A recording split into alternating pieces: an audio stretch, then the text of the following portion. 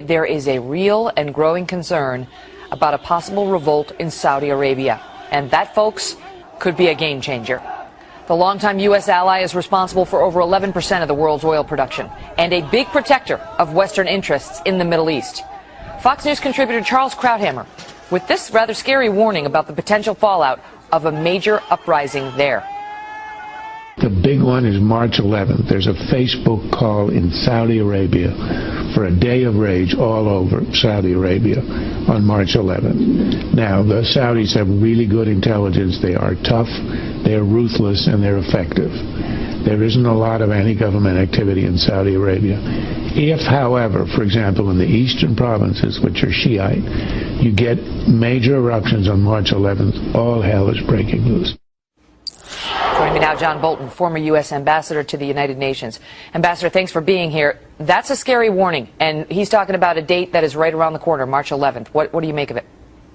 Well, I think there's reason to be concerned, particularly because of the demonstrations going on in Bahrain, an island just off the Saudi coast, where you have a population that's 70% Shiite protesting against the rulers, the monarchy that's Sunni.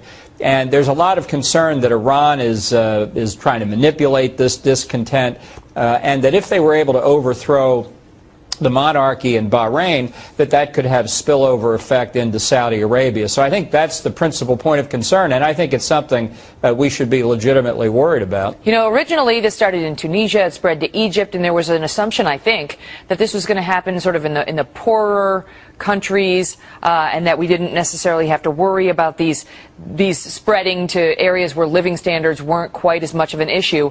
That has proved to be wrong-headed.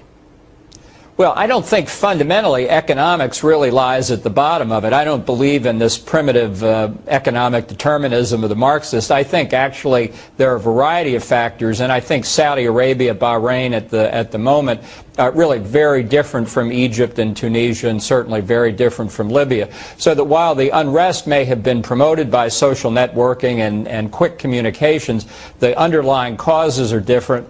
And the consequences could be very different as well. You know, as we look forward to this, look ahead, I should say, to this March 11th date in Saudi Arabia, and Americans get a little nervous, when you see uprisings there in that country.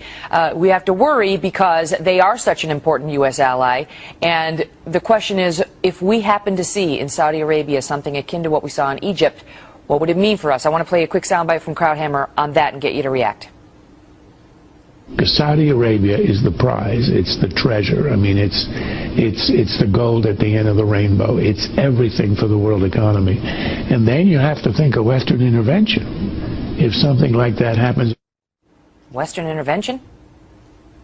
Well, I think we've been concerned about the stability of oil flows out of the Persian Gulf for the last 20 years, and for good reason, because in this case it's not just the Saudis. The Emirates in Kuwait, in Qatar, in the United Arab Emirates, also major oil producers, would be jeopardized if Saudi were endangered by the Iranians. So I think as a point of concern for the U.S. economy, what bothers people on a day-to-day basis, you think gas prices are high now, wait until further instability spreads into Bahrain and Saudi Arabia and the others, if in fact that happens. So even though Egypt, a huge country, 85 million people, was in the headlines for the past month, Saudi Arabia and the other oil-producing countries are far more important to the United States on a daily basis than the others. Would be a much bigger deal. And here we are headed towards March 11th when they will have this day, and we will watch. Ambassador Bolton, thank you so much. Thank you.